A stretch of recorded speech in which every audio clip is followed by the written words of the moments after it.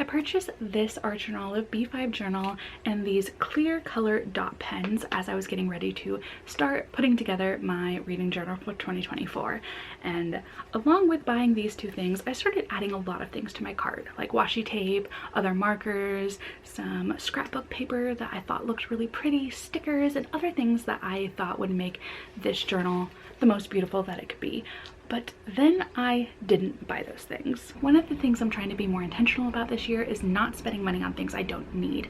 And so as I was adding these things to my cart and talking to myself about, do I need them, do I not need them, I found myself saying the mantra, use what you own. So I looked into my supply closet and all of the crafts that I have in there and all of the scrapbook paper that I have scraps of, and I decided that I needed to use up the things that I haven't finished in my craft closet, and that is what my 2024 reading journal is going to be comprised of. I really wanted to also make this reading journal work for me and be tailored to the things that I want to be included in it, so I looked back at my past couple of journals, which I'll link a playlist up here if you'd like to watch all of my past spreads and layouts and ideas and stuff. But I looked back at those videos and I looked back at my actual physical journals and realized what I did and did not like within them, and I found one spread, one design that I absolutely loved so much from my 2023 reading journal, and that is what I carried into my beginning designs for this year's journal. And I'm super excited to show you, and I will show you side by sides of that when I walk through the actual journal itself. But you are going to notice, if you have watched my past bullet journal videos, that I have included tracking ideas, layouts, as well as fonts and colors that have already been included in past journals into this journal, because I wanted to use things that I liked, things that made me excited, things I was proud to use last year that I kept coming back to because I enjoyed having them in my journal. So there's a lot of repeats this year, especially with the materials that I used. I'm using up what's in my craft closet, and I'm really excited for how this journal looks. I think it is my best yet. But I think that's enough of me talking about the why of what I did with this journal. Let's jump into what my journal actually looks like. Before we begin, I just thought I would let you know which markers and pens I used for the start of this journal. We have the Gornichec clean color dot markers. I got them in a set on Amazon. I also have Tombows in the numbers 312, 192, 990, 451, 026, 772, 620. I used a micron in size 08 and a Pilot G2 pen. So as I mentioned at the very beginning, this is an Archer and Olive B5 size notebook. I got it in the Daisy and Denim design, which came out, I want to say in November or December. And once I saw it, I knew this was the exact one I wanted. It's just so cute, and my grandma's favorite flowers were daisies, so I thought it was super perfect. And I love how it looks. I think it's so sweet and very 90s. But let's jump right in to the journal. So this is what comes with this Daisy and Denim journal. So I didn't want to put anything too crazy on this page because it was already quite a bit. So I just wrote my name and put my vision board here on these very first pages.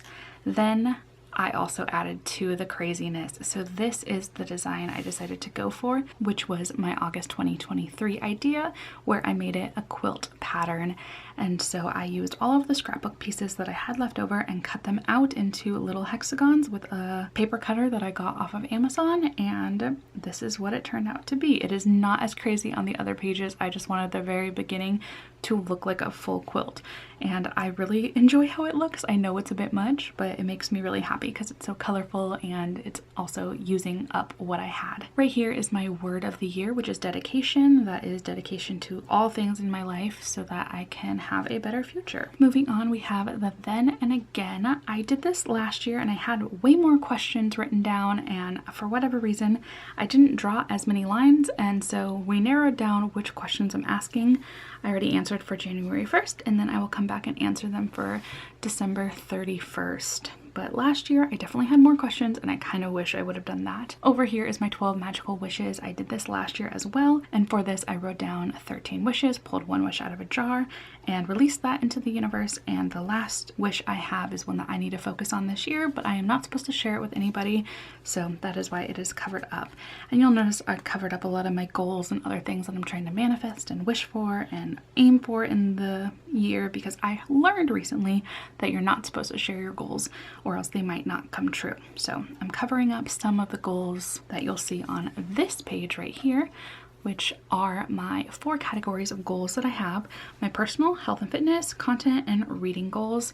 And I decided to let my content and reading ones have something there for you to see. So the one content goal that I'll let you read is that I'm going to stick with a 1-day non-negotiable schedule, which is posting every single Tuesday of the year. And then these are my reading goals: to have less than 40 books on my physical TBR, to not stress over my Goodreads goal anymore and just read what I can, to complete the buzzword challenge, to complete a 12 and 12 classics challenge, but they have to be women written classics, to put more focus and planning into my book clubs, to use my Kindle more often, and to check out at least 1 physical book from the library within the year, because I use the Libby app constantly all the time, but I haven't actually gone in and checked out a book in who knows how long, probably since high school.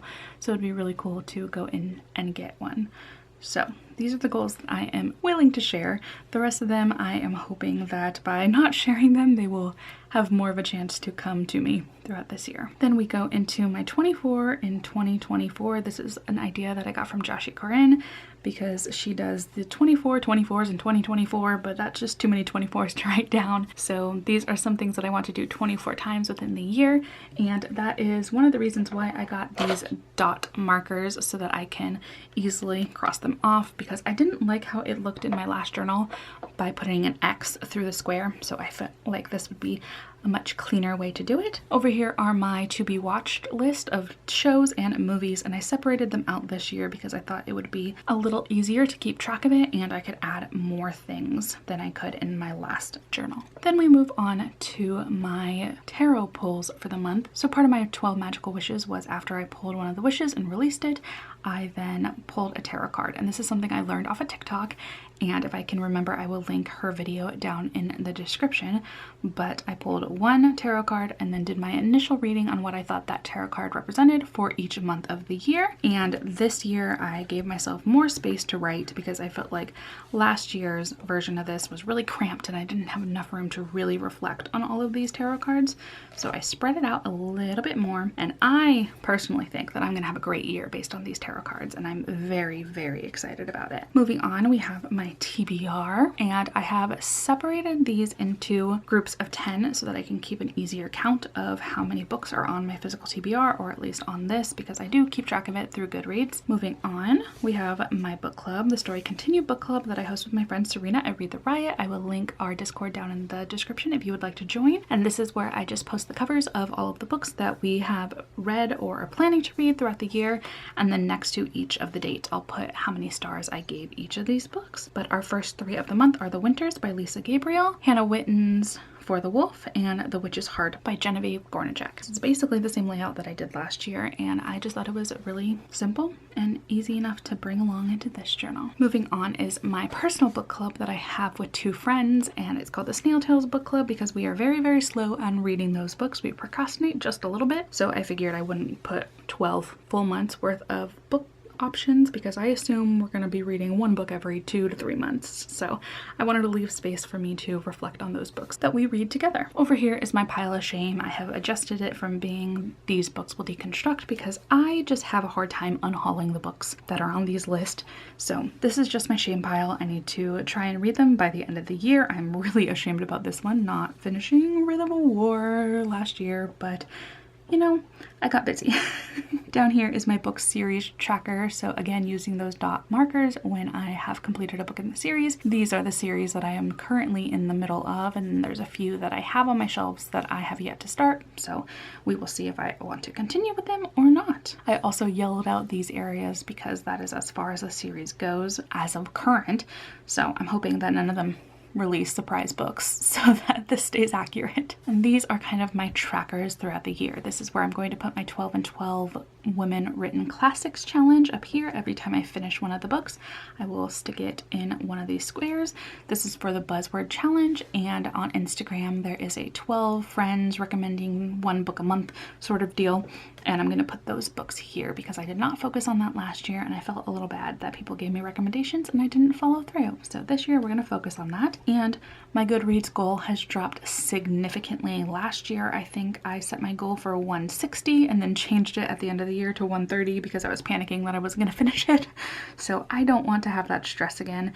And we are just going to stick with 48 books, which is about 4 books a month, which is well below what I usually read, but I just want to not have to stress about this.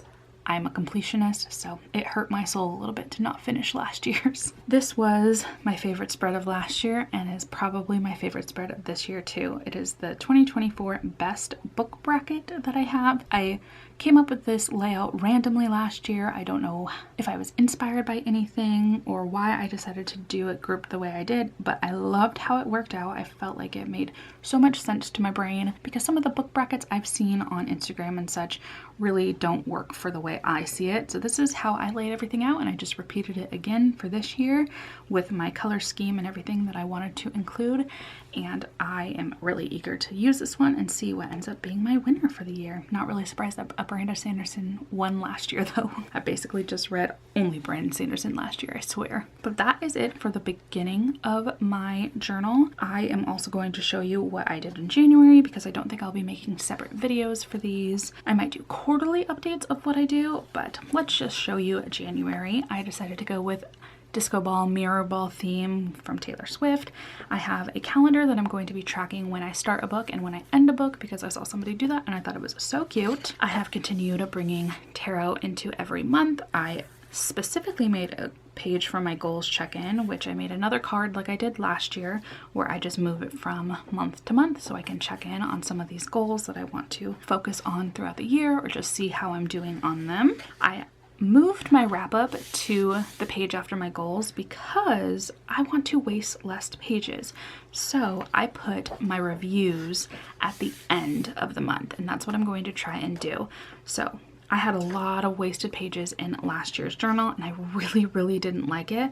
So I think I'm only going to set up one review page at a time, and then if I need extra space, I will then move on to the next page, do a little design on that matches the theme, and then go from there. But I don't want to waste paper in my journal. It hurts me because these journals are not cheap, and so I want to maximize my space in this journal, and that's why I changed how I'm laying out my months, but I think it will work for me and it will have less waste for this journal. But yeah, that is how my journal is looking. I hope you like it. I love how it turned out. I love the way these colors all go together, even though none of these scrapbook papers really came from the same books, maybe a couple handfuls of them.